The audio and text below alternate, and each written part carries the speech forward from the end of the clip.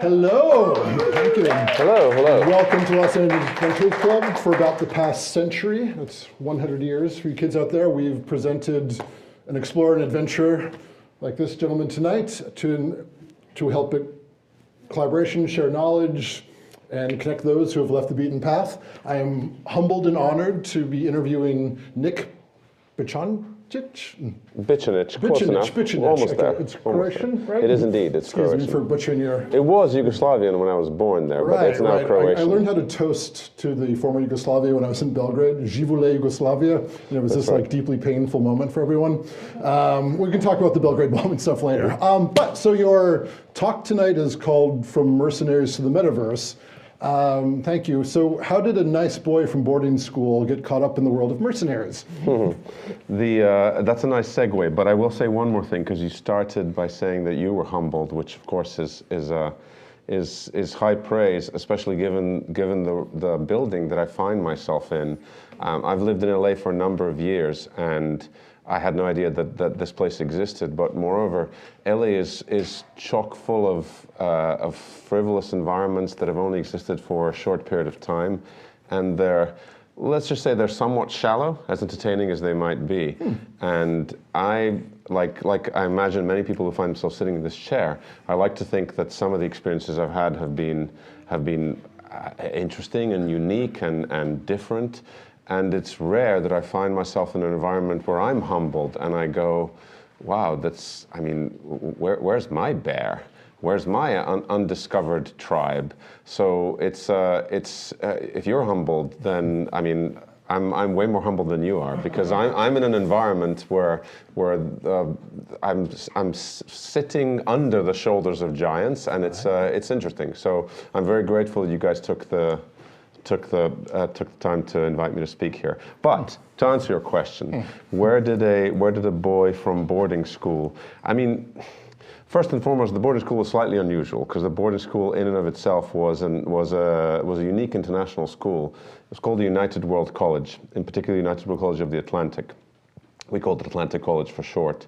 And at the time, it was one of only 6 schools in that program. The guy who started those schools was a guy called Kurt Hahn, who may be familiar to some people. Kurt Hahn also started the Venture Scouts. And I wouldn't be surprised if a number of early members of this organization were connected to the Venture Scouts program in some way. But yeah, it was an unusual international school. It was, many international schools unfortunately end up being demographically somewhat narrow. It's not entirely fair to call it diplomat sons and daughters, but it ends up being that way. This was not like that. This school was, at the time at least, very much scholarship only. So it created a really unusual United Nations in a box. And for a lot of us, this was the last 2 years before university, for a lot of us in that school program, it definitely felt like it's like you take a bunch of people from various different countries around the world, you squish them all together for a formative period of 2 years of their life. And then they all go in different directions. They all go, some of them go back to their home countries, some of them go to university in the country that they were in. This was in South Wales, in the UK. And people go all over the place. So the fact that, for example, one of my friends from school is now the Swedish ambassador in Rwanda, and there's a trip planned to the impenetrable forest a few months from now, is kind of fascinating for something that was, at the time, just felt like, oh, teenagers doing fun things. So yeah, I believe that one of the many lines that I can draw between my frivolous teenage years and what I did later on in life, in particular the mercenary stuff as an example, is connected to the experience that I had in that school and of course the experience I had with my parents. Like, again, many people in this room, and perhaps many that are listening to this later on YouTube, I was brought up in multiple different countries. Born in Yugoslavia, went to school in the UK. When I went to school in South Wales when I was 2, apparently I spoke with an incredibly strong Welsh accent, which is very funny to hear. There are audio tapes somewhere of this. And then went back to Croatia, well, back to Yugoslavia, later became Croatia, bounced around all over the place. But yeah, the direct line is that after the school, after Atlantic College, I went to Cambridge. And at Cambridge in the UK, at Cambridge I met an individual who later went on to join the British Army. And I thought at the time, the Army seemed like a really interesting, challenging thing to pursue. I did something in Cambridge called the Officer Training Corps, which I believe in the UK, in the US is called ROTC, right, Reserve Officer Training Corps. So I did the British Army equivalent of that. And due to a storied history of Cambridge and Oxford graduates being historically high-level officers in the British military, there was Cambridge and Oxford officer training candidates were treated slightly differently. In essence, whatever we wanted, we got. So it was almost like there was a laundry list presented to me: sniper, counter-sniper training, urban assault training, cross-training with the 82nd Airborne. And I would just go tick, tick, tick, tick, tick, and off I went and did this stuff. So it was amazing as a 19-year-old to rock up in uniform at Fort Bragg and spend 2 weeks doing urban assault training with the 82nd Airborne, flying around in Black Hawks, because it's not the kind of thing you tend to get to experience back then. And it's certainly not the kind of thing you get to experience when there's a counterinsurgency going on in your country of birth, as was the case then. I was at Cambridge 91 to 96. And the war in Croatia, I may get the dates slightly wrong, but I'm going to say started or kicked off for real in 1990, 1991. It being the Balkans, you could argue there's been a war there forever, and there always will be. But the guns started firing, and the cop cars started exploding round about then. So I spent a lot of time in and around uniform in a light way, and I say that because for people who have actually served, who have spent time in a forward area, whether it's a Brit fighting for Queen and Country or whether it's Unit Corps God Country in the US Armed Forces, I in no way want to denigrate or suggest that my experience was the same as theirs. I was dipping my toe in the water, thinking about what my future might be like. But I made a lot of friends who were in and around that space. And in later years, when I walked away from the world for a short period of time. And the reason I walked away from the world is there was a moment when I distinctly remember spending time with an Australian SAS major. For those who don't know, but I imagine most do, the SAS is Special Air Service. In the British Army, it's essentially, SAS guys will kill me for saying this, but I'm speaking to an American audience, so I'll say it's the Navy SEALs of the British Army. Arguably, it's the other way around. The internet's worldwide. This is true, yeah.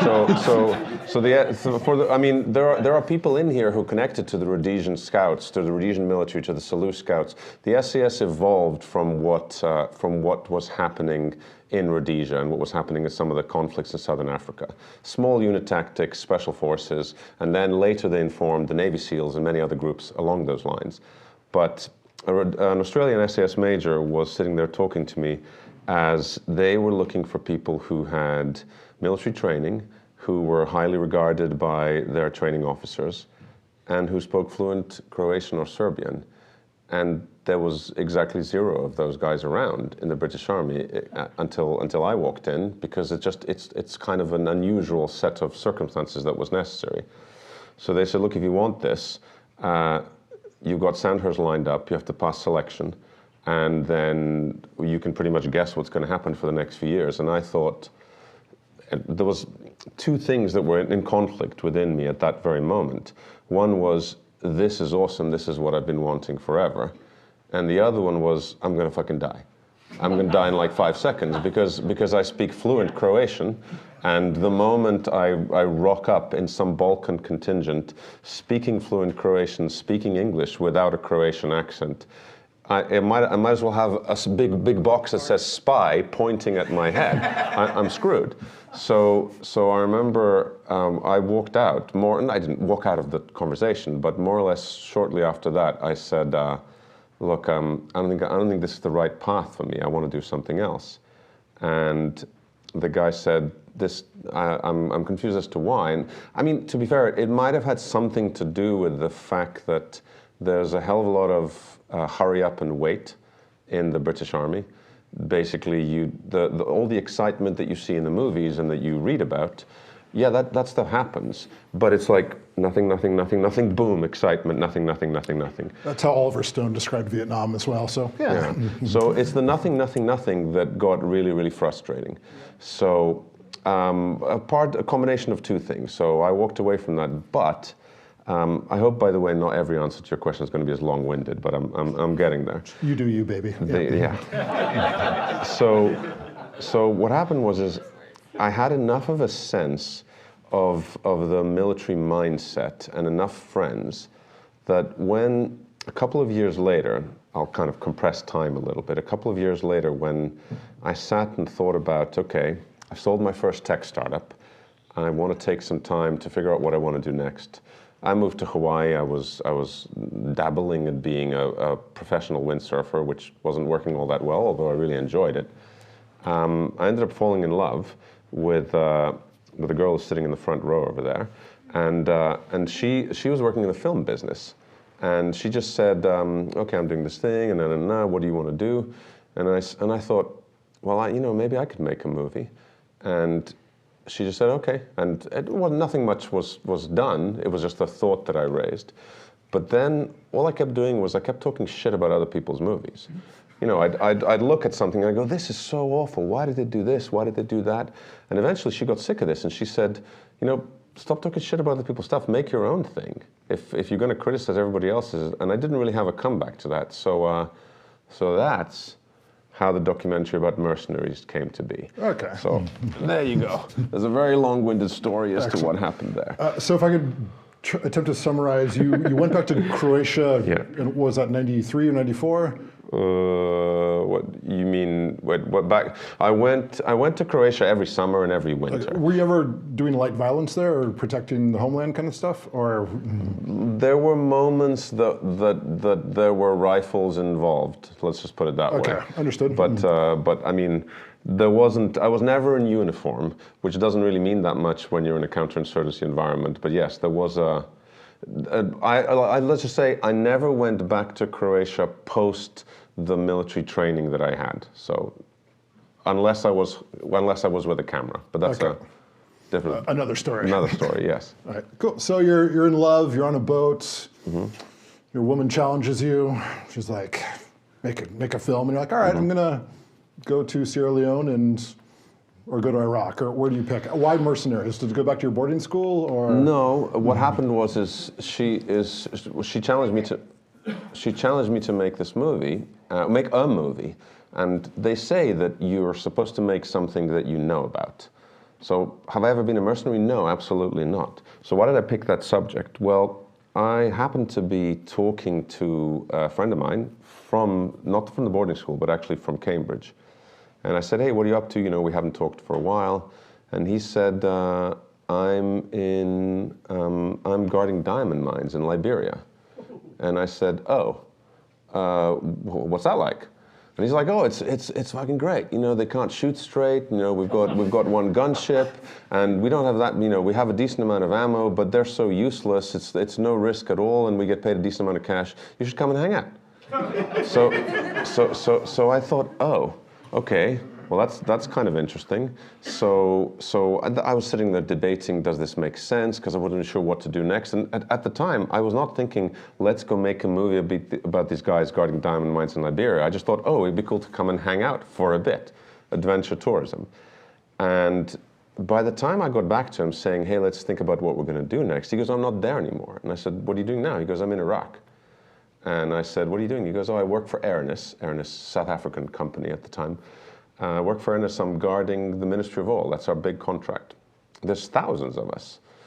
And I'm like, wait, what? What do you mean there's thousands of you? So slowly, I start to unpeel, on an entirely personal level, not thinking I'm going to be an investigative journalist. I start to unpeel the story of the sheer amount of private contractors that are working. This was Iraq number 2, shall we say, so it wasn't Desert Storm the first time around, it was the second time.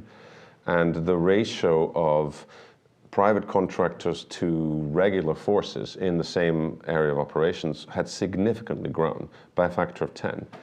And he started telling me stories saying, look, we've got this, and we've got that, and we've got problems because, you know, there's a bunch of guys, them, running around with body armor, but without uniforms, with significant amounts of weapons. And when the green forces stop them, there's confusion because the guys that are in uniform, they're not on the same radio frequency. You've got multiple armed groups that are quote unquote on the same side, operating without the same command and control. It was a complete free-for-all, almost. Yeah. And I thought, wow, this is kind of interesting. There's a story here. So I start digging a little bit, and I end up making friends with a guy who we're actually going to see later on, a fellow by the name of Cobus Claessens, who's a former South African Defence Force, later South African Powers, 32 Battalion, and then later one of the Fire Force commanders of a group called Executive Outcomes. And Executive Outcomes was a infamous, shall we say, mercenary group that was involved in Sierra Leone, in Angola, and a number of South African, Southern African conflicts. So I bond with Cobus. We talk quite a bit, and I end up bonding with a couple of other guys, mostly because of the way that I approach them is very different to the way that they're normally approached. And I'll tell you one story about a guy by the name of Alan Bell. I just realized actually it might be a segue to run the trailer for the movie to give people some context for what we're talking about here. Do you mind, I know you've got that queued up, do you want to roll it now? Yeah, the trailer or? The trailer. Yeah, Phoebe, can you play it? Thank you. Undisclosed location. Freedom Radio on 107.7 FM, Baghdad. For those of you who don't already know, I quit the job at the law firm and I'm now working for a private security company in Iraq. I'm on a 6 on, 3 off rotation, 6 weeks on, 3 weeks off. The contract is huge, 200 men doing close protection tasks, or PSD as the Americans call it. There are swarms of other firms of private contractors all over the place, some complete cowboy outfits. But this one is fairly sharp, so I'm not too worried about getting killed.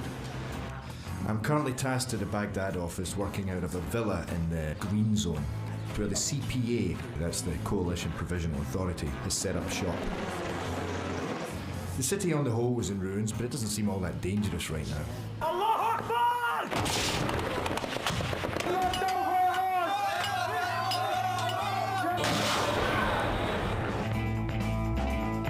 George Bush has created the ultimate Wild West scenario in Iraq. If you've got a gun and you're for hire, there's work for it. A mercenary is somebody who goes and fights and gets paid for it. Private military firms are the corporate evolution of the age-old mercenary trade. If someone wants to go and overthrow a despot government, they're going to be hard pushed to get the right type of guys, because most of those guys are actually working in Iraq.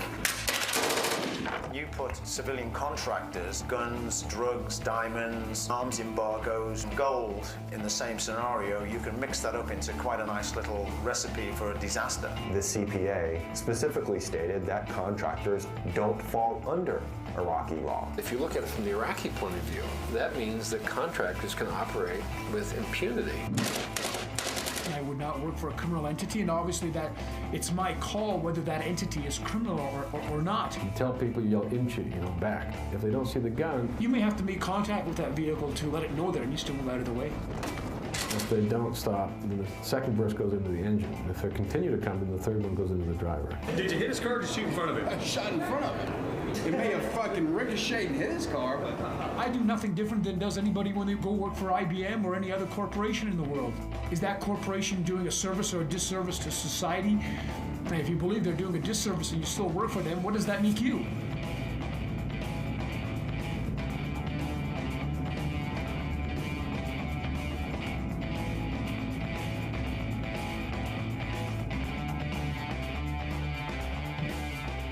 War is a game. It's the ultimate game. There's nothing to touch it. The guy who spoke, I don't know if you could all hear this, but the guy who spoke at the end is a fairly infamous South African helicopter pilot. His name is Neil Ellis. He goes by Nellis. And he's, I remember once when we were having a discussion in Sierra Leone, and we were having a discussion, and I can't remember exactly how the subject came up, but it was something to do with it was a frivolous discussion over drinks as to numbers of deaths. And it was very quickly made clear to me that Neil Ellis has killed more people. I think the exact sentence was, this guy's killed more people than anybody else combined. Because in those days, they flew an Mi-24 Hind gunship, and they just flew it around, and they were significantly more armed than the rebels were. It was an unusual asymmetric scenario. There was 150 of them fighting 15,000. However, they had gunships. This is in Sierra Leone. This is in Sierra Leone, yeah, top-notch weaponry. So you had asked, I want to tell you one story about the movie prior to jumping into Sierra Leone. But yeah, Neil is somewhat of a legend. And the story was about a guy who you saw who was an English accented gentleman. His name is Alan Bell. And this was an example of how I ended up spending more time with these guys. You see, I didn't know the world that well. I had certainly read about it, and I'd read about these individuals, but I was fascinated by not so much the geopolitical aspect of what happens when you essentially give up one of the sovereign principles of the definition of a nation state, which is that they have their own armed forces, that's it, but you privatize that. Some aspect of me was curious about what happens when this goes on, but I was massively intrigued by the types of people who choose this life. What do they do? Why do they do it? And you know, what sort of circumstances causes them to end up in this environment? And the obvious answer is to go, well, they're former special forces, and then they get a bigger offer, so they go and do that. But it's never quite so simple.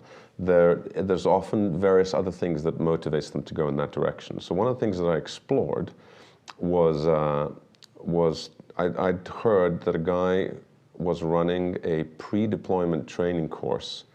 I was living in Canada at the time, in Vancouver. I heard a guy was running a pre-deployment training course in Toronto. And I didn't know much about this guy in those days. I mean, Google existed, but it wasn't the sort of depth of knowledge that you could do now purely online. But I found his name was Alan Bell. He was former 22nd Special Air Service Regiment. For those of you who don't know, the 22nd Special Air Service Regiment, there's three of them. There's 21st, 22nd, and 23rd. The 22nd is the full-time one, all the regular guys. They're always there for life. And the 21st and the 23rd are the territorial, shall we say, the reserves. So Alan was ex-22, and I didn't know at the time how much of a legend he was in that community. And I just reached out to him blind, and I said, hey, I want to make this documentary. Can I come and talk to you at your training course? No answer whatsoever. 2 days, I left a voicemail. 2 days later, I get a call back from him saying, first question is, who do you work for? And I'm like, no one. I'm just producing this independently. And he was skeptical because, you know, why would somebody do this?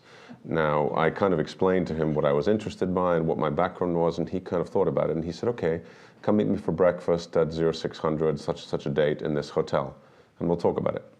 So I show up, and this is like across the table, he's eyeing me slightly curious. He's done a background check at this point. He's asking me about my background, what I did in Croatia, et cetera, et cetera.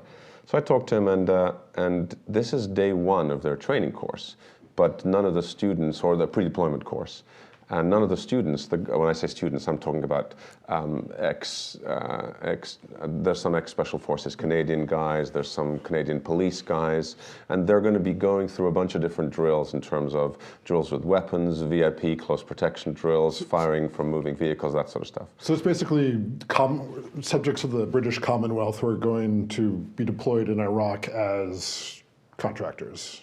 Sure, yes. That's the gist. And Alan said, but the particular bit I'm trying to get at is that this is a very unusual world that doesn't let in outsiders easily. And I was very conscious of this. So it's not like I could go, hey, here's my card. As you can see, I was in the SAS and such a mission. You just didn't know me, and we have a commanding officer in common, so trust me, high five, let's go. I didn't have those kinds of credentials. So Alan goes, you know, he says, look, the guys are going to be here in a couple of hours, and just so you know, there's going to be a CBC crew coming today, CBC, Canadian Broadcasting Corporation. they're going to be coming here, so there'll be other interviews going on at the same time. And I kind of look at him, and he goes, oh, I meant to ask, where's your crew? Where's your camera gear? And I go, I don't have it. And he says, what do you mean? How are you going to do these interviews? And I'm like, Alan, it's a 4-day course, right? And he goes, yeah.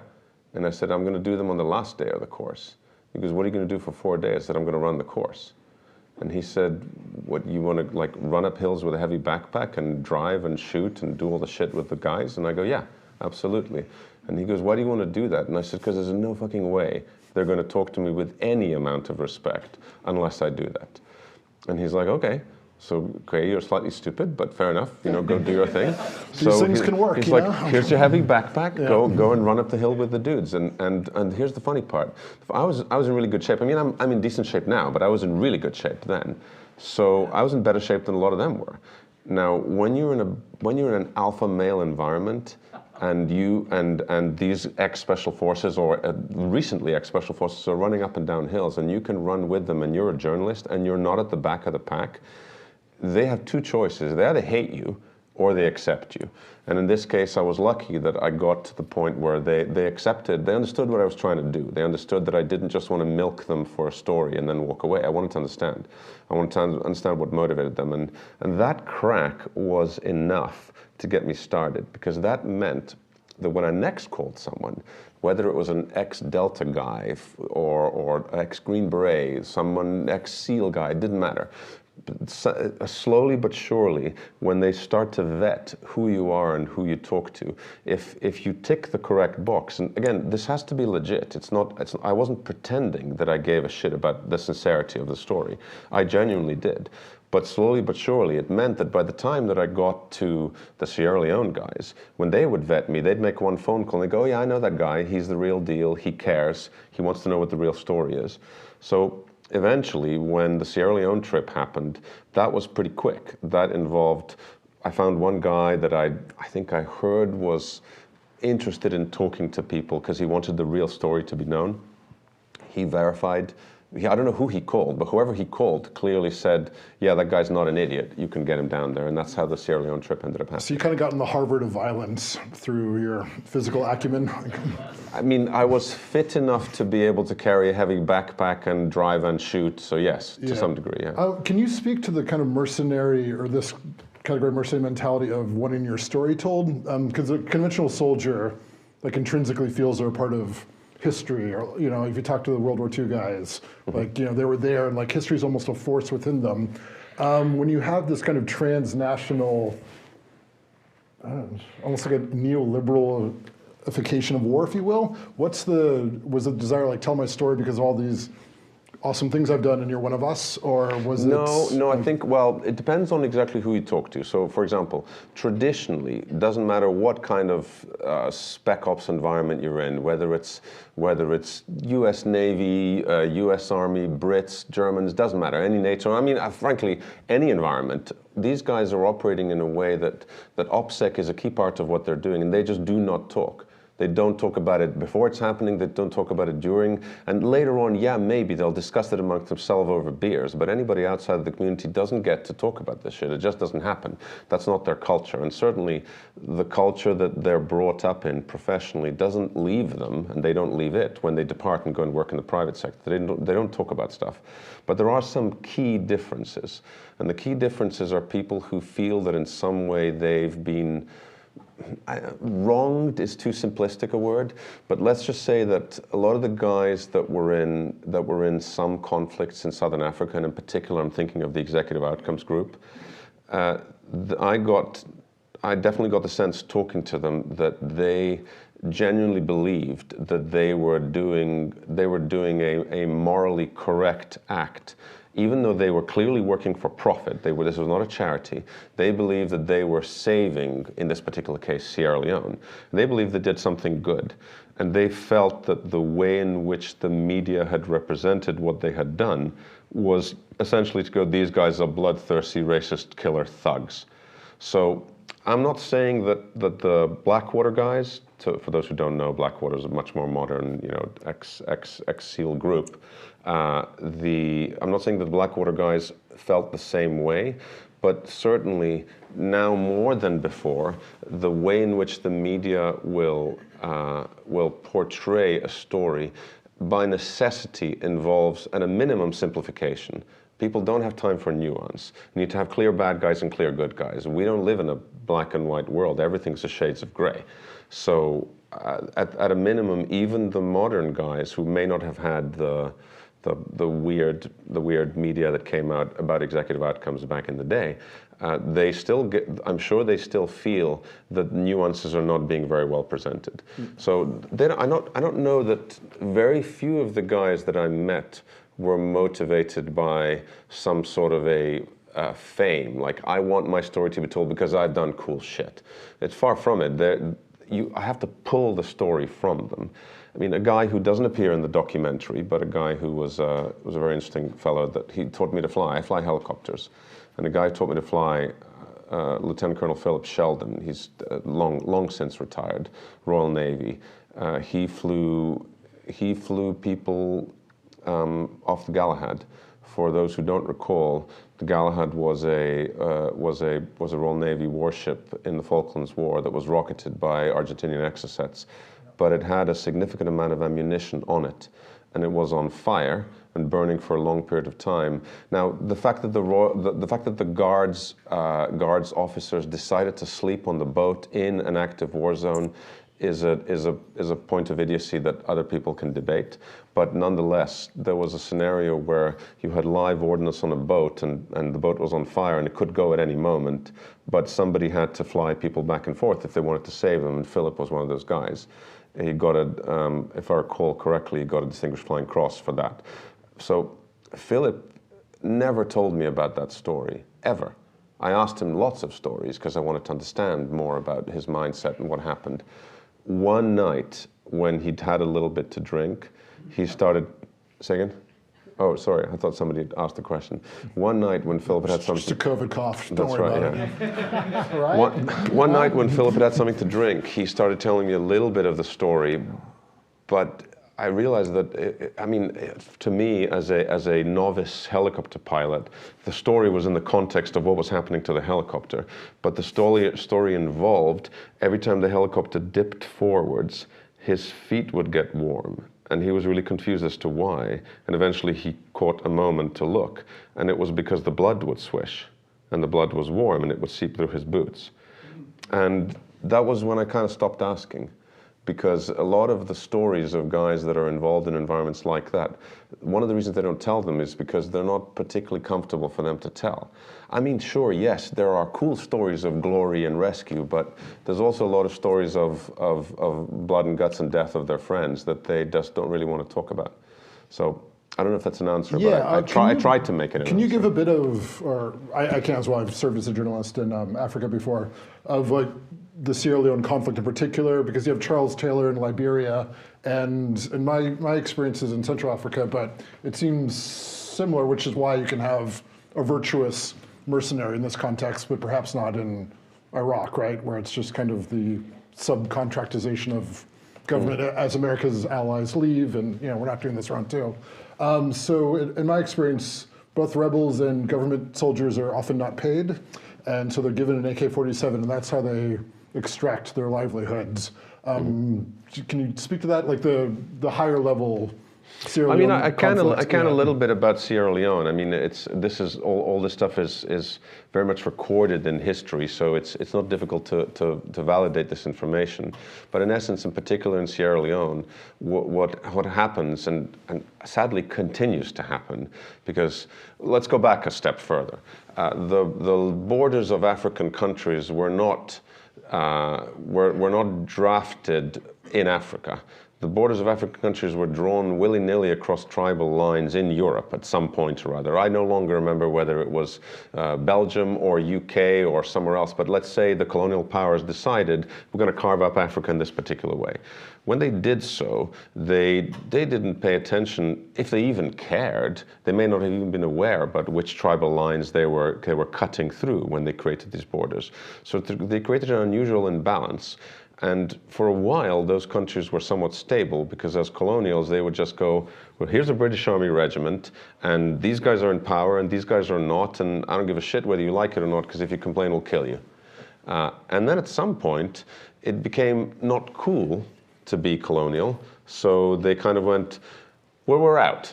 We've raped the continent for whatever we can, and now we'll just let you guys, Africa can just do its own thing. And I don't know, I mean, certainly colonials were active in many other environments, and history has recorded the effect that colonials had throughout various different aspects of the United States. Let's not even touch slavery, because yes, that's another thing we can thank colonial brethren for. But in particular in Africa, what happened when they did that is created a power vacuum in many different countries. And in Sierra Leone, and in Rwanda, and in Congo, and in Sierra Leone in particular, it created an environment where there was still a significant amount of raw minerals that could be extracted, but there was no real stability as to who should be in charge where, and no real infrastructure. They departed very, very quickly. So what happened in Sierra Leone is that the bulk of the money that was used to pay various different aspects of the country, including the military, as you pointed out, came from the diamond mines. And that was, if the diamond mines were shut down, all of a sudden the country couldn't function because it could get into complete disarray. And Charles Taylor, who was funded by various different external sources, but happened to be in a neighboring country in Liberia, took control of the diamond mines. And the Sierra Leone just kind of went, what are we supposed to do now? Now we don't have the diamond mines, we don't have the military, we don't have the primary source of income for the country. What do we do? And they had no ability to solve the problem until one, shall we say, enterprising, yet somewhat cutthroat English gentleman by the name of Tony Buckingham said, well, hang on a second. If you guys give me X amount of years of mineral rights to your diamond mines, I'll stabilize the country for you. And they're like, well, but we don't have the money to pay you. No, that doesn't matter. You don't have to pay me. I'll front the cost. You just give me X amount of years of your minerals. So you end up with this weird triangular British Army, former SAS, Sir Tony Buckingham, knighted. Tony Buckingham decides that he's going to front the cost of a mercenary army, which he'll later then extract as rent/payment from the diamond mines. In the process, he'll stabilize the country.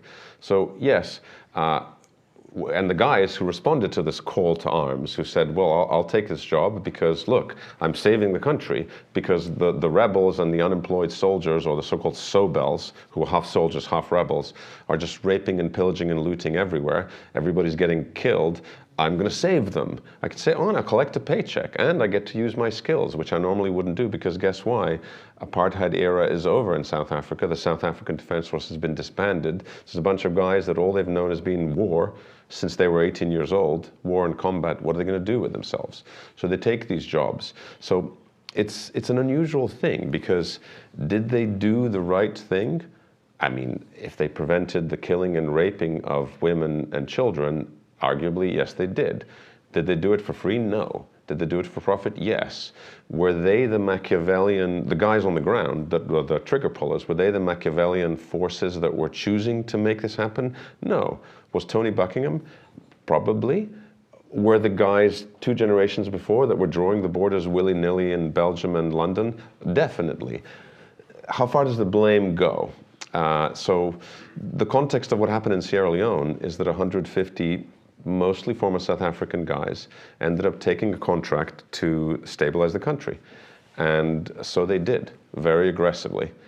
But in the process, they earned the ire of the international community, who kind of wagged their proverbial finger and said, you can't do that. You can't have white guys killing black guys, regardless of how cruel they might be. For what it's worth, out of the 150 South Africans that made up executive outcomes, I'm told that approximately 20 were white and the rest were a combination of black and what at those days the South Africans called colored, which was a mix of black and white.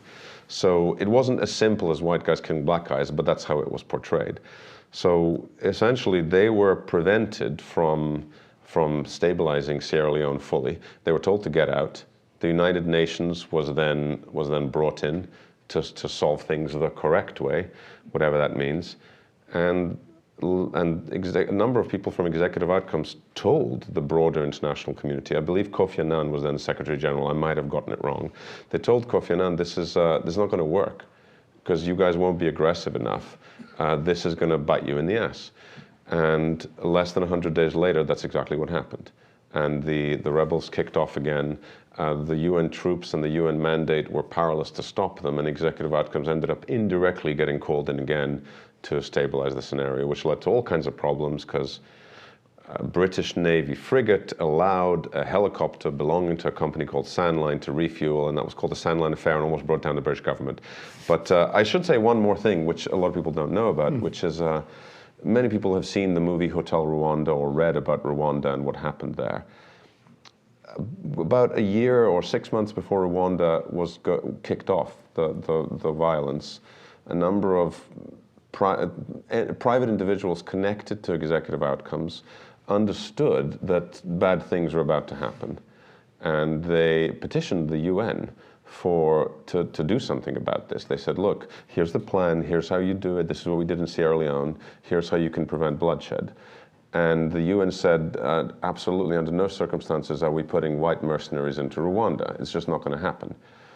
And 800,000 people died because they didn't do this. So am I suggesting for a second that we should use armed specialists to quash any kind of rebel forces around? Well, absolutely not. That would be outrageous, especially because of what I said before. How do you know who the bad guys are and who the good guys are? There's no little nice cheat cards, so when you land off the airplane, you go, okay, those are the bad guys, let's shoot those guys. It doesn't work.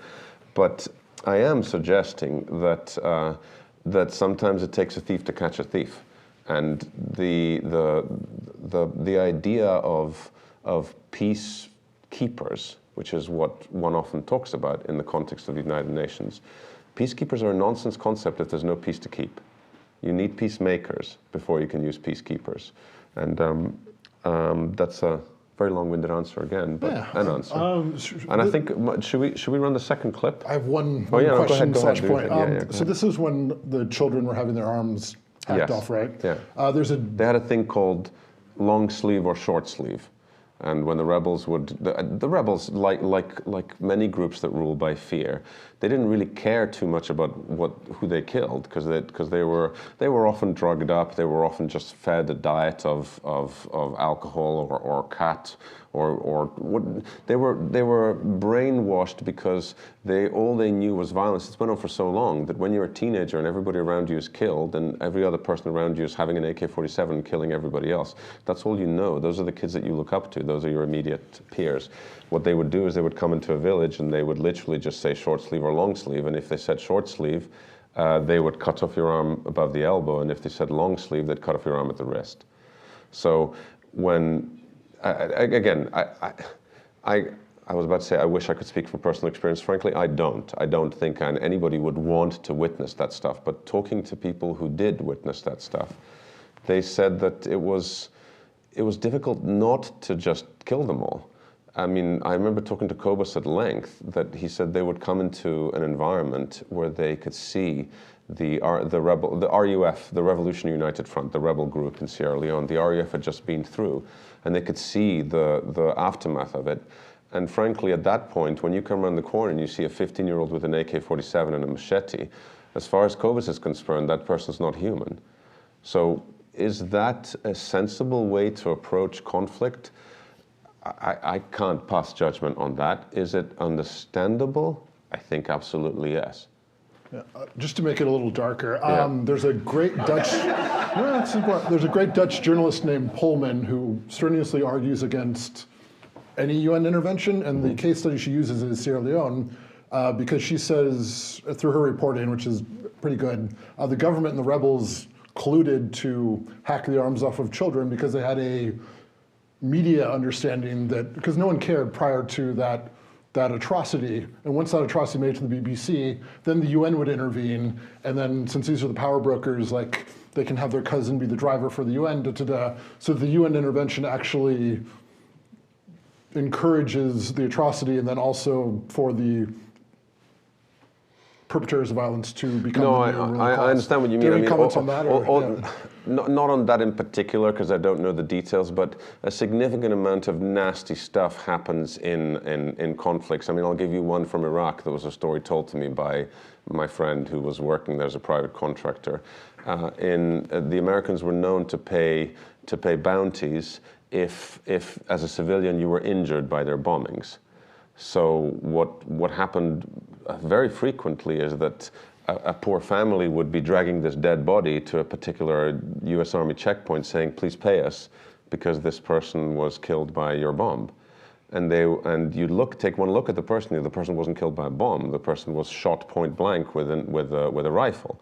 So they go, well, this person wasn't killed by him. Yes, he was. Imagine the absurdity of that, because all they're trying to do is they're trying to take their grief and convert it into dollars so they could buy food. Yet at the same time, from a Western perspective, you just go, this is disgusting, how could this happen? And surely the US military never intended for this to happen. They were intending to go, wow, we feel really bad, collateral damage, how can we maybe compensate you for this? That wasn't the point. But suddenly the thing gets twisted out of all possibilities. So yes, I absolutely see how something like this could happen. They could have colluded. I certainly know that in just another story in Bosnia.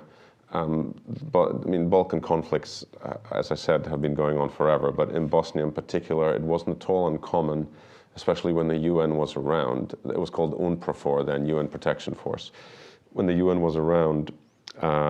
And I know this firsthand, not firsthand, but the guy who ended up being my friend who was in Iraq was stationed as a member of 2-4 Royal Anglian. He was stationed as a British Army officer as part of the United Nations in Bosnia. He said that they would come up to a place where a mortar mortar shell had fallen on a civilian population. A number of people had died, and they would come and investigate, and the Serbs would rock up and say, look, these people are Serbian, the Croats are shelling us, that's horrible, you need to do something about this. Video crew and all of this stuff. And the British infantry guys would go, hey, see the system? It's called Cymbeline. And the moment you hear the mortar, you point it at the mortar, it'll tell you the lat long where the mortar's been fired from.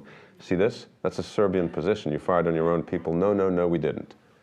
So sadly, nasty shit like that happens all the time, because wars these days, wars for public opinion, are fought in the media. So the reality of the conflict that we see isn't always what's happening on the ground. But on that note, perhaps we can run the clip. Let's meet Corbin, everyone, huh?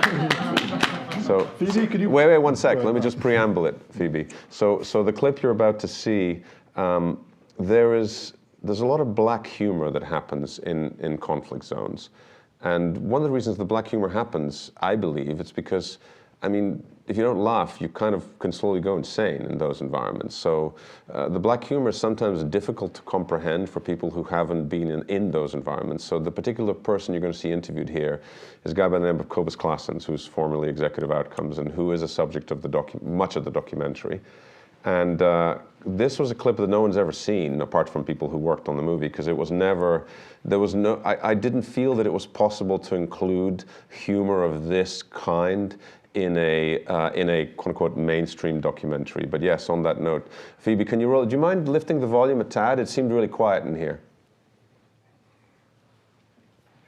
There's this guy who was recruited for Executive Outcomes in Sierra Leone. He's an ex-South African Special Forces operator.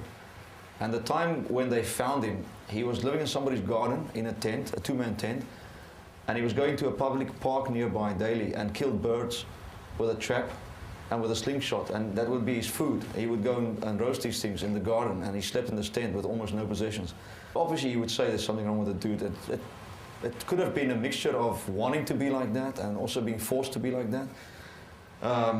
Anyway, this guy came to Sierra Leone, and he had a terrible image about him. He was really untouchable. He was so tough, you just couldn't deal with this guy. He would growl at everybody. But the people in whose company he found himself, didn't give a shit for something like that, and they would slap him down pretty quickly, and they sort of cut him down to size within the first week. And then they found out that he's actually not a bad sort, and he fitted in, and he started functioning well. What he needed probably was a support structure and a bunch of guys around him doing military stuff, and when he got that, he excelled, and he was really good. Except for one incident. he went on leave for the first time, and he came back with a blow-up doll, a sex doll. And he proceeded to blow up the doll, and then he introduced the doll to everybody formally. He walked past everybody and made the doll shake everybody's hand, and he introduced the doll as his wife. And he pronounced the fact that they were married while in South Africa. He really loved her. And he then issued a veiled warning to everybody not to say a word about his wife. So everybody took this tongue in the cheek, but we played along, and everybody was like dead serious and greeted her as Mrs. X and showed the necessary respect. And he started living with this doll. He would actually bring the doll to dinner in the evenings, all dressed up in a dress. She would have her own chair. There would be a plate of food in front of her. He would try to feed the doll, and then he would decide that she's not feeling well, and then move the plate away. We would play cards sometimes after dinner, so the doll would have a place, and she would have dealt a hand as well, and he would confer with the doll often. The two would be in whispered conversations about which hand to play and how to play it. And then obviously he would go off to bed, and he was really smarmy about it, because he's the only married guy who had his wife with him, kind of. So once he's retired to his bedroom, everybody else would collapse with laughter or make snide comments or whatever. But he carried on like this. It didn't stop, and people started thinking, geez, you know, there's fucking something wrong with this dude. And it went on like this for almost a week and a half. Almost 2 weeks actually. He had this doll as his wife, and he lived with her, and everything went fine. This got serious because it went on for 2 weeks, and people started not to think it's so funny anymore because this doll was everywhere, and he was really dead serious about it. Never once did he break up and say, got you all. He just carried on with his doll. So he went on a deployment. He was tasked to go on a deployment. One of the teams went out. So he then formally put the doll to bed, and he told her to stay in bed apparently and not to move from the bed. And then he warned everybody not to go near his bedroom and not to touch his wife. And then he went off on this deployment. I think he was away for 4 or 5 days. And he came back and he went straight to his bedroom. And after about 10 minutes, a huge shouting match ensued from the bedroom. It's obviously a monosyllable one because only him shouting. But he was really having an argument with the doll. And he had decided that the doll had cheated on him while he was away. And he was saying this in no uncertain terms. And at the end of this argument, a violent scuffle ensued, during which he dragged the doll out of the room, marched the doll to the barbed wire fence around our compound, threw the doll in the barbed wire fence, and proceeded to empty an AK-47 magazine into the doll. He shot the doll to pieces. He then stormed off and got drunk at the bar. And by that time, we all thought, fuck, there's something wrong here. Because this guy was emotional about the fact that he had just executed his wife. So he had several drinks, he passed out. The next morning, to calm him down, we had a funeral for the doll. We went and fetched her body from the barbed wire fence. We made a coffin for it. And we held a funeral. And he felt fine after that. He was okay. Emotionally, he was stable again. And he was happy. So to this day, I don't know if he was serious or if he was taking the piss out of all of us all that time. Nobody knows. And we better not, you know, we erred on the side of caution always and assume that you are serious. So, emotionally unstable, fuck yeah, you found him. I mean, this is a prime example. Wow. There's this guy who was recruited for executive outcomes. That's it on a loop. We can He's turn an it off ex-South now. African Special Forces operator. Phoebe, bring us back. And the time when they found... Yay, there we go. Thank you. The question I actually asked Cobus at the time was, hey, I'm just curious, have you, because we were talking about the idea of people who were pretending to be something that they weren't. Because in those days, like Soldier of Fortune magazine would run ads in the back in little small print saying, looking for a few good men, that kind of thing. And every now and again, these guys would rock up who were dressed to the nines and thought they were Rambo. So we were talking about that, and I asked for whether he remembers anybody doing something that he thought was really weird, and it freaked him out. And he thought about it for a bit and came out with that story. And that story always stuck with me because it was a fascinating example of just, I mean, unusually bizarre things that just happen in a warfare environment. That was all. Yeah, yeah. Who knows? Who knows? I thought you were going to ask him if love was real. And I see. And that's what he came up with. Yeah. Can you be crazy in a mercenary outfit, or no? Is it impossible to be mentally ill? I'm sure you can be. I mean, I suppose it rather depends on the definition of mentally ill, because there are definitely certain people who consider judicious application of precise force to be a form of mental illness, whereas there's other people who consider it just part of their job. I remember I used to I was fascinated by the reception of the documentary. Just to talk about that a little bit further. So when I finished the doc, I was very proud of it. It was my first feature-length project. I ended up getting Gerard Butler, for those who didn't recognize the voiceover in the beginning of the trailer. This is Sparta! Yeah, Gerard Butler, pre being King Leonidas, did me the favor to do the voiceover for the documentary.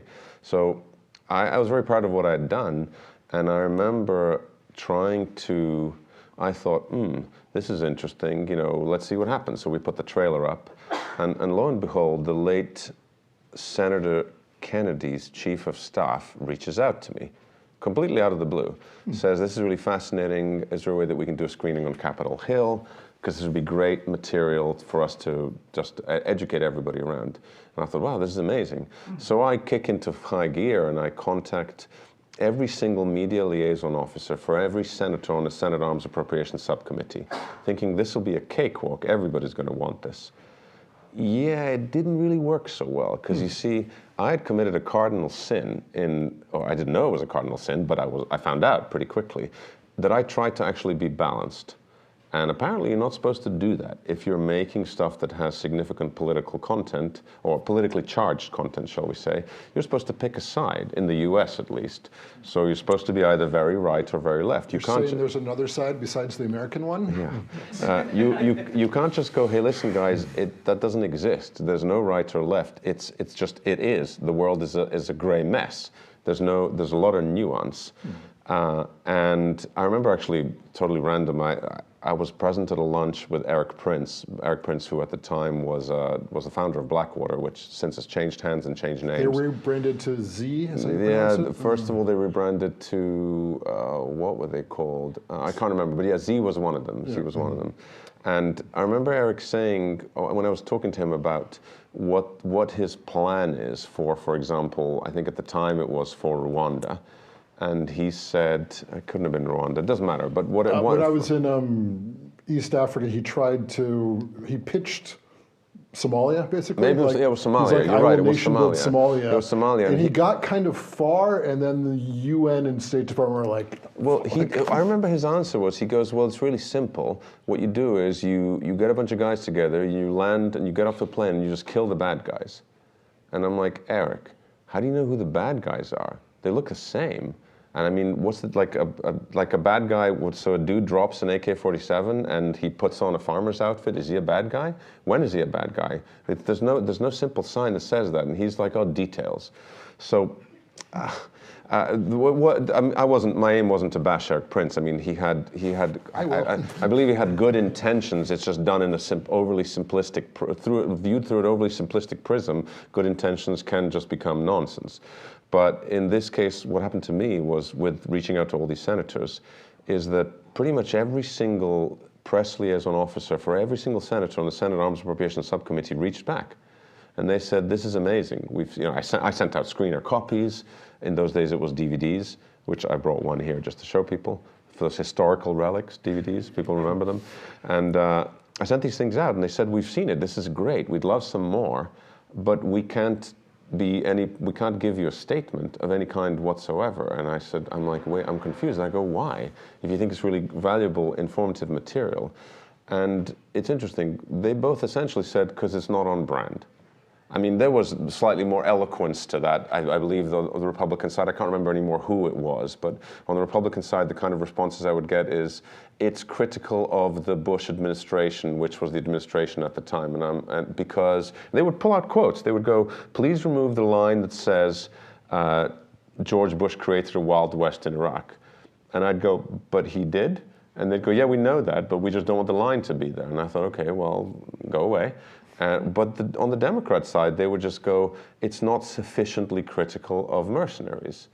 And I'm like, but what do you mean? And they go, well, we need to see more direct criticism of this kind of privatization of force.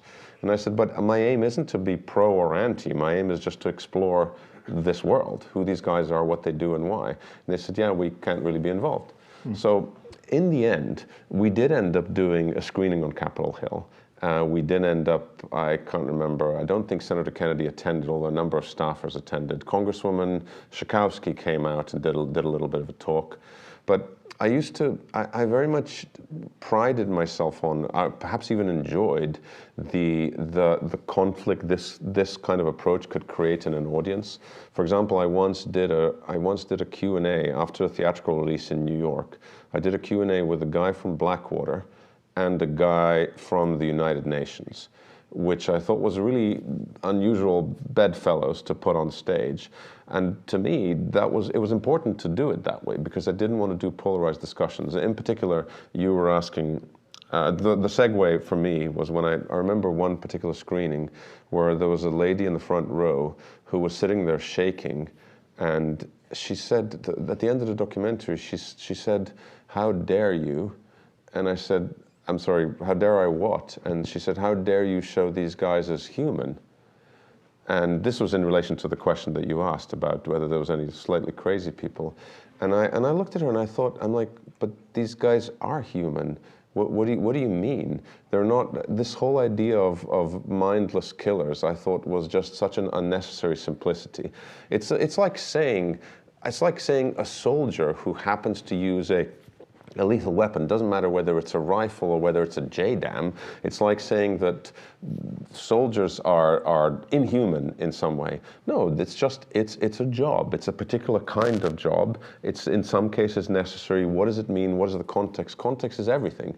But simplification of narrative often doesn't leave much room for context. Have you met a mercenary who gave it up and became a farmer or something like that? Well, it's interesting. Towards the tail end of the documentary, there is sort of in the credit sequence, there's a thing where I ask Cobus, "Where do you see yourself in 10 years?" He says, "I'm going to try to fishing with rich people." But have you seen someone actually? Well, Cobus is no longer involved. All right. I say that, but yeah, okay. Let's just say that Cobus is no longer involved actively in those worlds. I mean, these guys get old enough; they can't do it anymore. But I certainly know of some guys who are no longer able to do it. But, it's like there's an old adage, which is the one about pilots, which is there are no old bold pilots. There's old pilots and bold pilots, but no old bold ones. It's a similar thing here in the sense that I don't think, if these guys burn really bright for a certain period of time, eventually, if they keep doing that, they'll just die because they're taking too many risks for the money. Why are they taking those risks? Well, in some cases, because it's all they know how to do. But if they do it slow and steady and they eventually put some money away, yeah, there's a chance that they can go and do something free else. will, or is it just like that's the thing the trauma I had when I was 17 and it's exhilarating and why would I do anything else? I think, the easier question to answer is what causes, I don't know is the answer. I don't know enough of the psyche to be able to guess at that, because it's not I don't sit around with those guys and try and say, tell me about the time when you were 12 and your father touched you in that uncomfortable place. I don't do things like that. Sequel or prequel. Yeah, but what is interesting to consider is what causes, for example, regular forces, soldiers to leave. Because for a certain period of time, there was so much money in the private side of the military that for the first time ever, the special forces units, whether it was Navy SEALs or GSG 9 or the SAS in the UK, were having a tough time with retention because people would get badged and then they'd leave, because they could pull in X $1,000s a day doing stuff that's the same level of risk, but far greater financial reward, similar level of risk, but far greater financial reward. So some people are just motivated by money, but it's not as simple as that. Some people are seeking camaraderie. Some people, having spent a number of years doing high level, high adrenaline, high responsibility, life or death stuff, when they then, quote unquote, retire, and what are they supposed to do then? They get a job working at Walmart, or they get a job running security for some big corporate organization, and all they look at is monitors.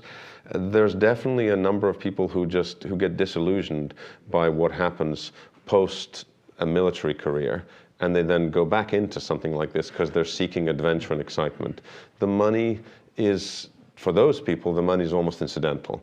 So I think it's a mix, like in everything else. And is there some people who so don't care about anything other than the money that they'll work for whoever pays them the most? Yes, I'm sure there are.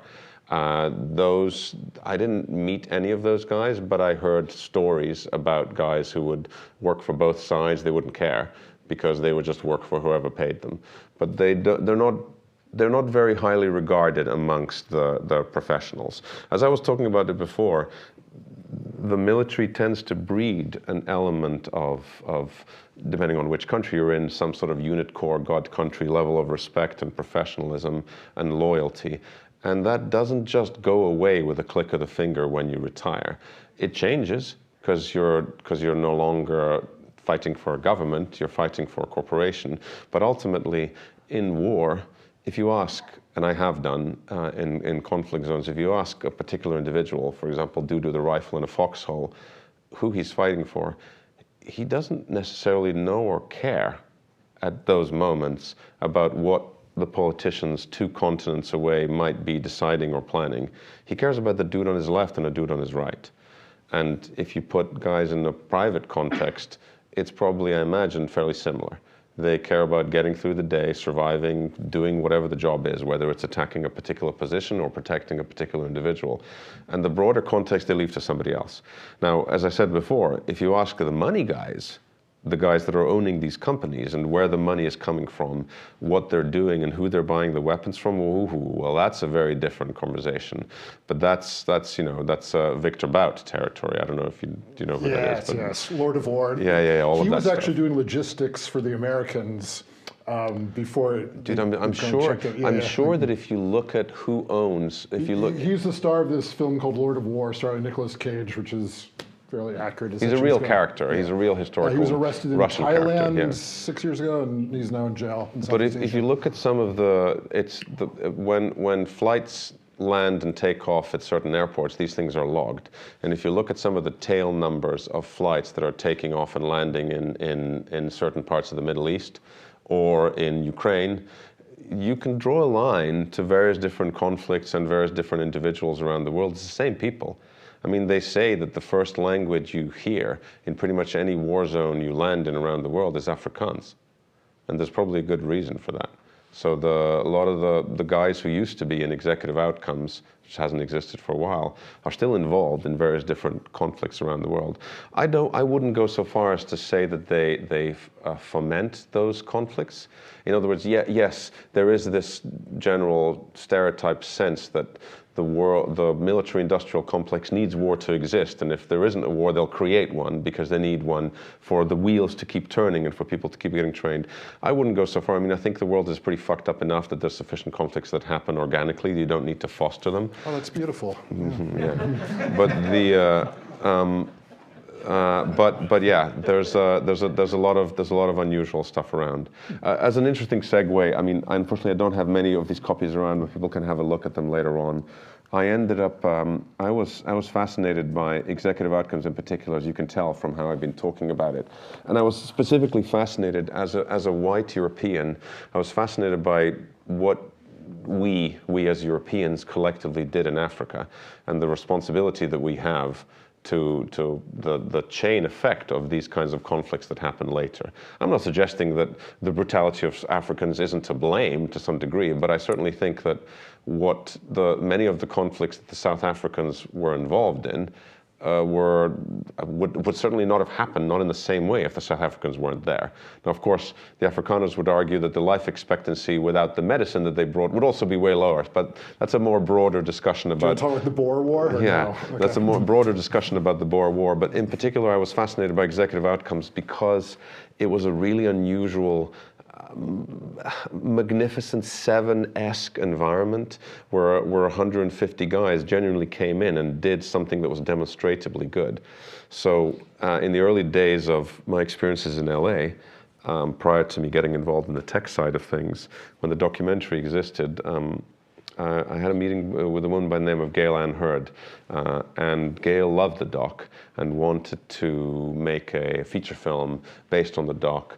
But in Hollywood land, you go, oh, executive outcomes. Let's take that, but put it maybe in Mexico and make them American, and then we can make a cool story that everyone will resonate with because the characters will be American. I hear Jonah Hill's looking for a good part. So, yeah. So I never wanted to do that. I wanted to tell the story of what actually happened, and ultimately that led to this, which was a graphic novel, which tells the story. Well, it started as a screenplay.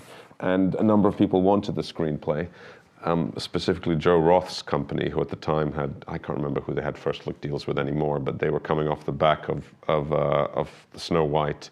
And I didn't want it because I wanted to direct it, because I thought that it would turn into Tears of the Sun if it was handled by someone who didn't have as much regard for the nuances involved. So yes, one day this will be, Executive Outcomes will be a feature film, but for now, if you are interested in the subject matter, Shadow Company is on YouTube, which I'm sure there'll be a link at some point that we can circulate. Yes. Or it'll be in the description of the video. But yeah, it is on YouTube, it's also on Amazon Prime, and segue into whatever else you want.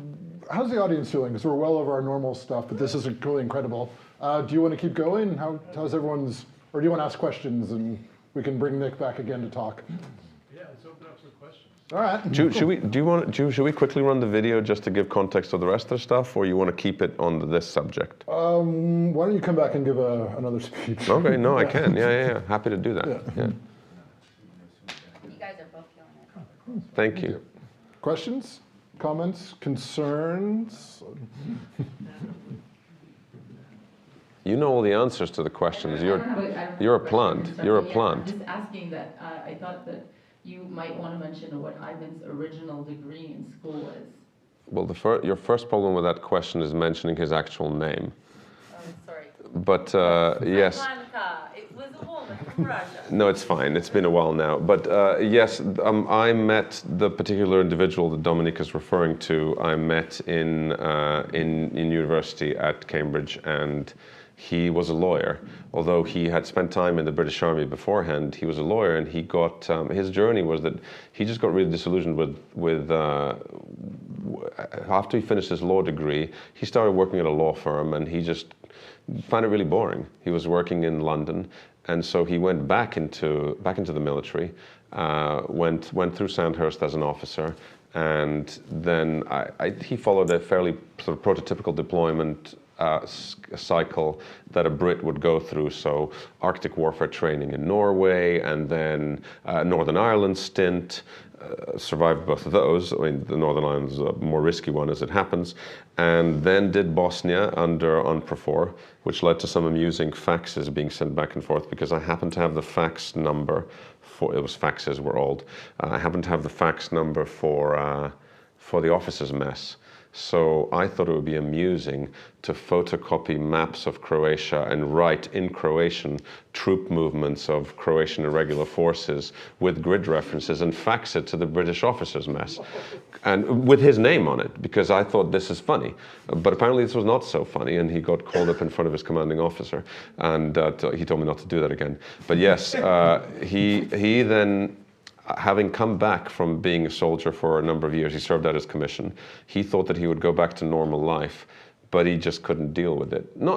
I don't mean couldn't deal with it in some sort of a prototypical PTSD way.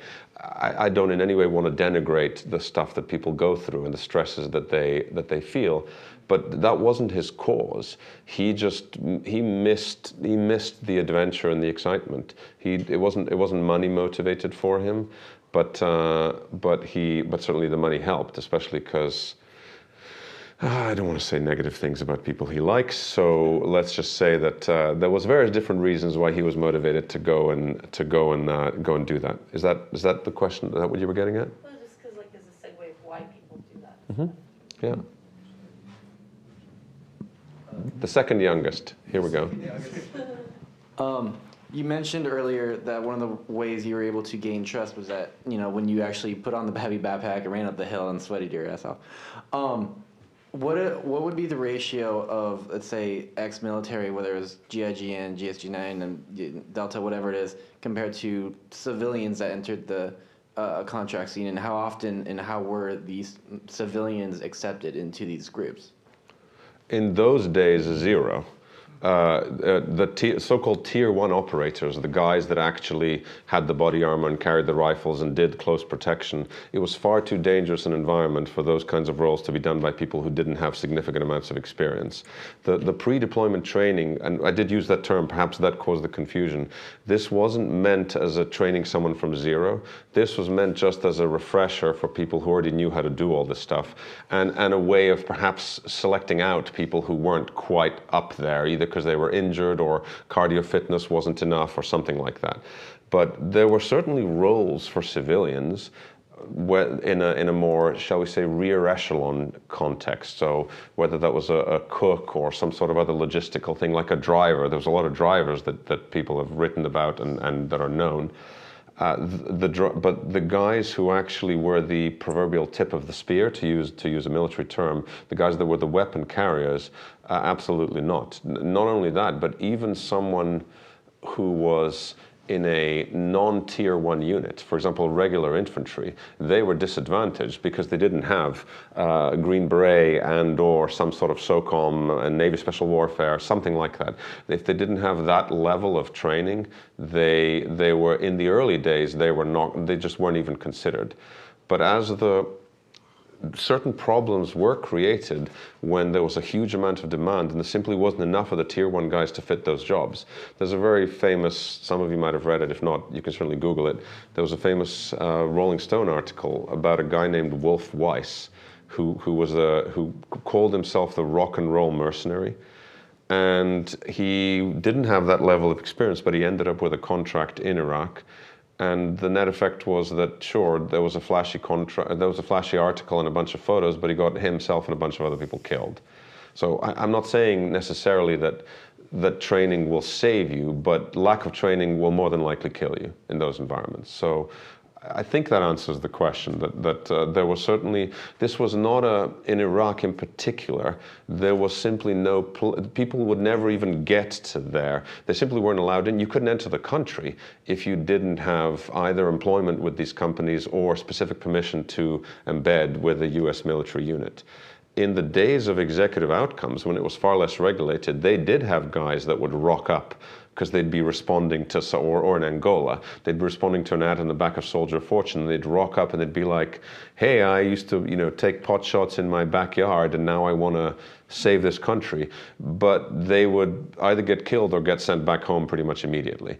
Because the thing about professional warfighters is when you put them in an environment like that, it's not so much that they give two shits about you dying.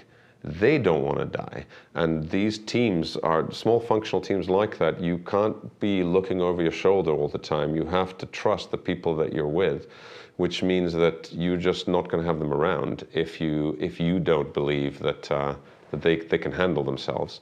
And they have, like pretty much everyone who's in these either tier 1 operations or frontline responding environments, they have a pretty acute bullshit detector.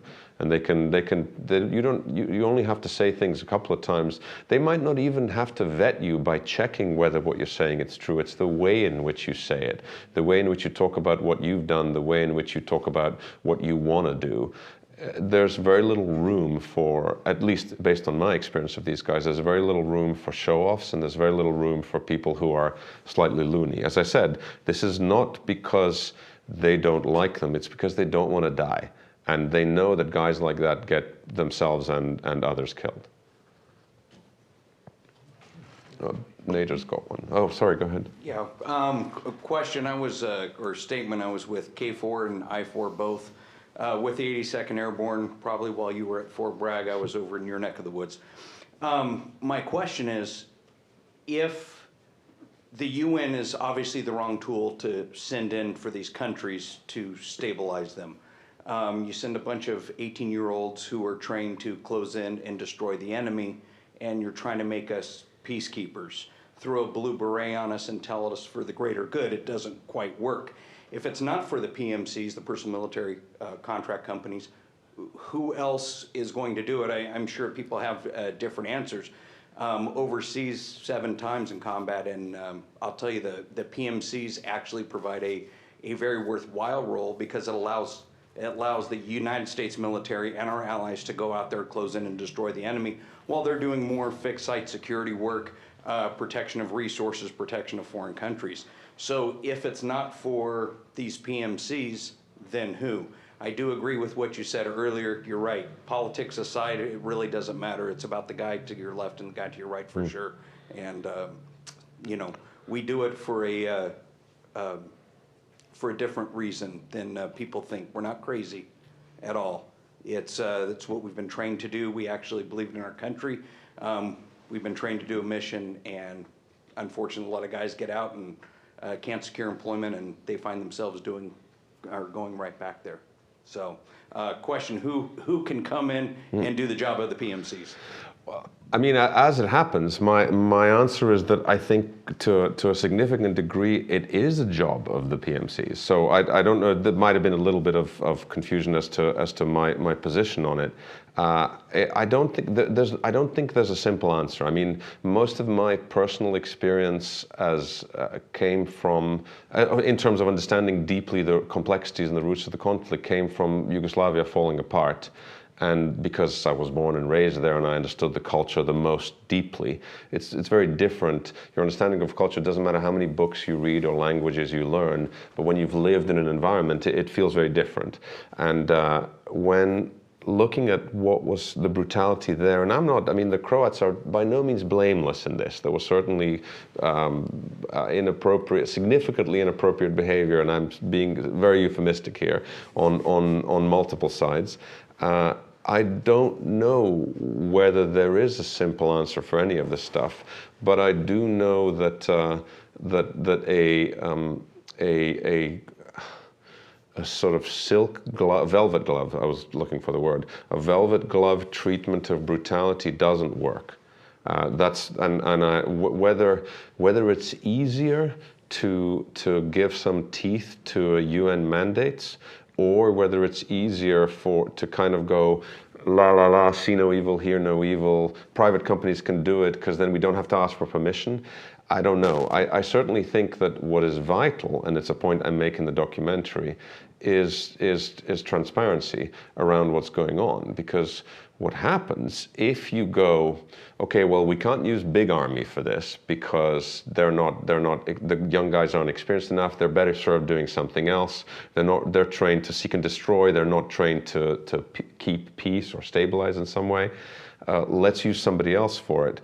If you then go, let's not even look at how much this costs, that's a recipe for disaster, because then you get the $50,000 toilet seat problem and all the other stuff that contracting companies do, because all the nasty dudes come out of the woodwork and go, oh, people aren't looking at these things. It needs to happen quickly. No one's looking at the contracts in too much detail. Just get it done, sign on the dotted line, and all of a sudden everybody gets exploited. I mean, unfortunately, governments get exploited in war on a regular basis on all sides, both the country that the conflict is being had in and the country that's trying to manage the conflict.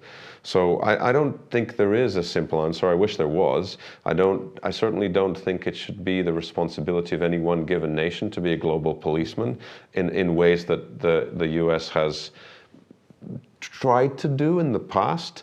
But I do think that I'm absolutely for the judicious use of force against essentially psychotic groups of rapists and killers. The question is, how do you figure out who those guys are? Because they don't exactly wear signs. And just like in the days of, shall we say, Vietnam, somebody who was a Viet Cong fighter and who was blowing up US troops during the night might just drop his AK and plant seeds during the day. It's the same in many different countries. One man's freedom fighter is another man's terrorist.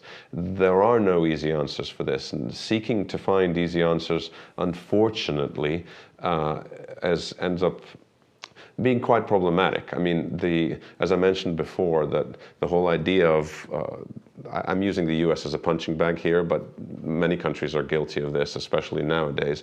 The idea of suggesting that something is either clearly good or clearly evil, and then deciding what your mandate would be to destroy it accordingly doesn't really work, because everything's kind of halfway in the middle. Is this about education? Is it about disarmament? How long ago does it need to start for it to even work? I mean, some of these things have been simmering for so long. At some point, you come in and you go, well, can we even fix this? Or do we just kill it and fix it in the next generation? I don't know. I don't know the answer. I wish I had a simple answer for you, but I don't. Thank you.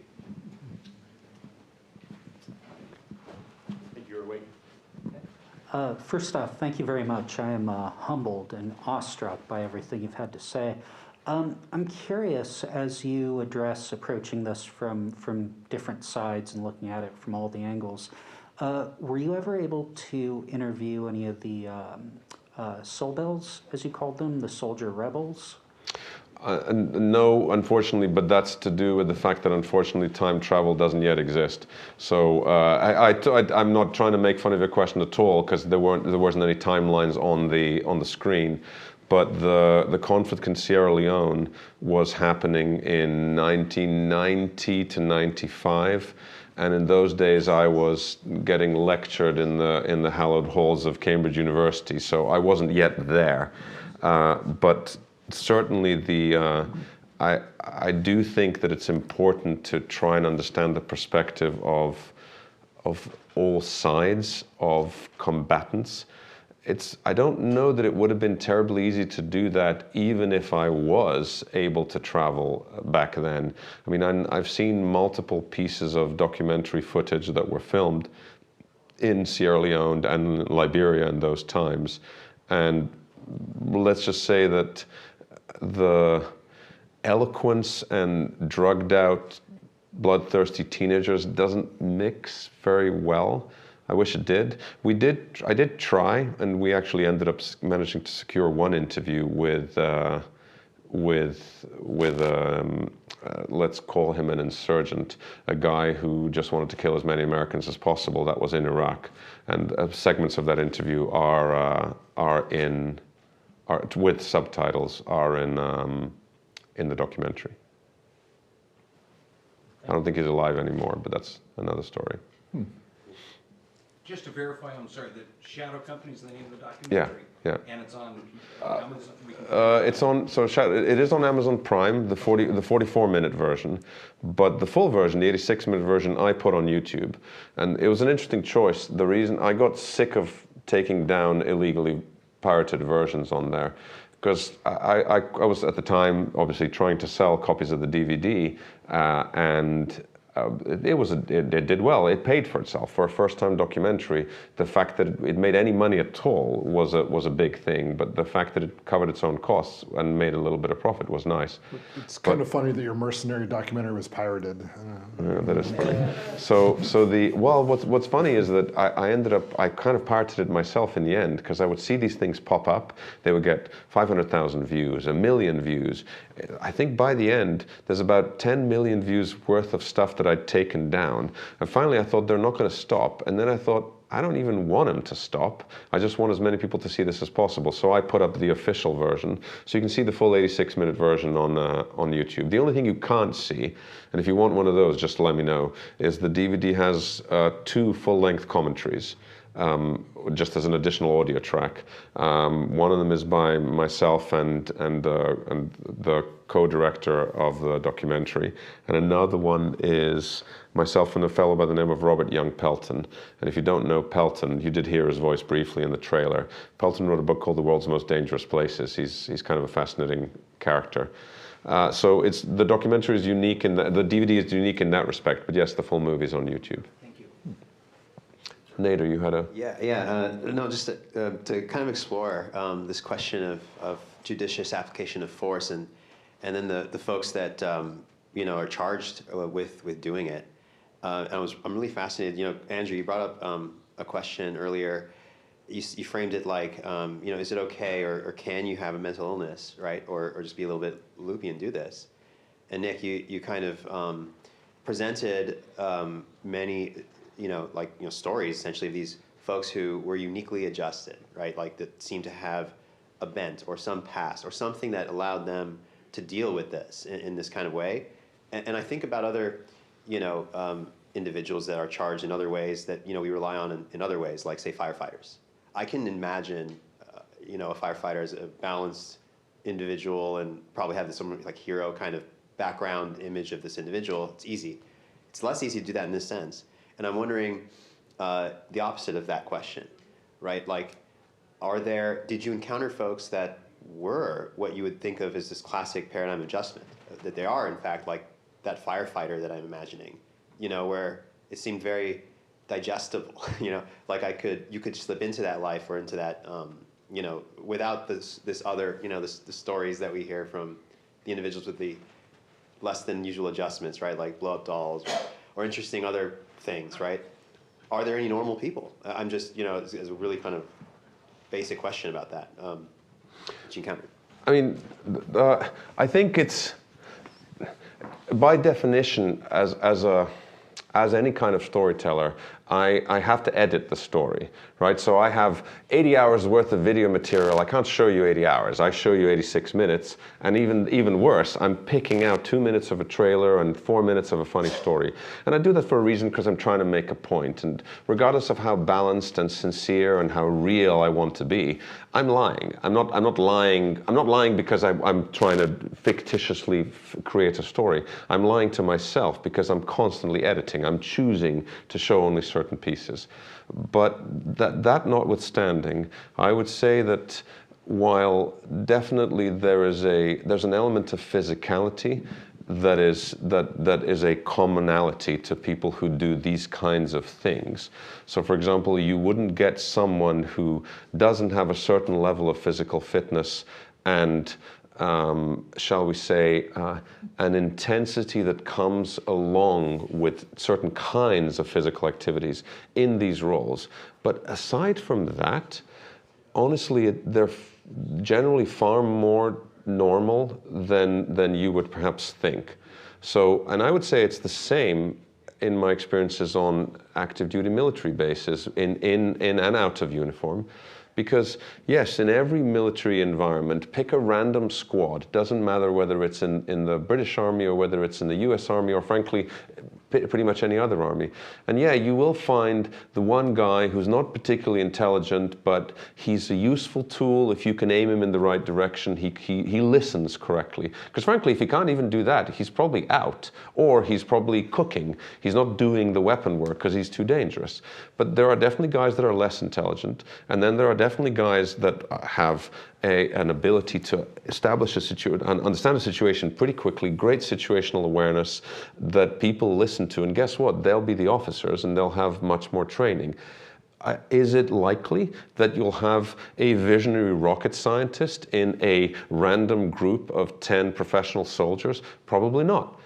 But that's because they're probably selected to do something else earlier on. But it's the same with firefighters and it's the same with mercenaries. Is the likelihood of someone being a bloodthirsty lunatic, and I'm picking words on purpose, I know you didn't use those terms, but is the likelihood of someone being a bloodthirsty lunatic higher in those environments than elsewhere? I don't know. I mean, when you read about ridiculous stories of some dude who chopped up bodies and kept them in his basement, he seems like a normal dude. Like he's like everybody in the office goes, oh my God, we had no idea this guy was crazy, and look at what he did. And it's the sad to say, but in this country, the repeating pattern of school shootings, yeah, every now and again you will go, oh, we all knew that this dude was crazy because look, he drew all these swastikas all the time in his book, and he always drew blood, and you kind of wonder, why the hell didn't someone do that, but do anything about this guy? But more often than not, you don't know ahead of time. What I'm trying to say is that even if that statement were true, even if there were loonies around, I didn't notice. What I noticed was pretty much similar to the kind of mix that I've seen elsewhere. There was a couple of guys that didn't really want to talk to me because they just kept themselves to themselves. They were quiet. And when I did talk to some of those guys, I thought, okay, this guy isn't particularly eloquent. He can't express himself correctly. that's either because he's stupid or he's shy or he just doesn't want to talk to me. Who knows? Who cares? He does his thing. I'm not going to focus on him. But the guys that I did speak to tended to be quite self-aware. They knew what they were doing, and now granted, they were older, so maybe when they were younger and more balls to the wall, trying to prove something, maybe they were different. But by the time that I met them, they didn't seem that different to professional soldiers I'd hung out with, or frankly, businessmen that I hang out with. I mean, there's a lot of one of the things that we'll get to if I do another talk is the second part of my professional life, which was very much in the tech space. There's a lot of alpha chest thumping in the venture capital world and in the entrepreneurial world. Now, yeah, if you put an alpha venture capital guy in the ring with an alpha military guy and they fight, you know who's going to win. But it doesn't matter. What I'm trying to say is that the human psyche in terms of hubris, arrogance, and for that matter, deceit, confidence, etc., I don't think that has any particular dividing lines where it hits one profession more than the other. That's all. I don't know if that's a sensible response, but that's what I experienced. Cool. Thank you very much. Everyone remain seated and give your applause. El Presidente has a little gift for you. Thank you so much, Nick. Thank you, guys. May I borrow someone's camera really quickly? Kane. Camera from someone? Oh, camera. Okay. I thought you said Kane.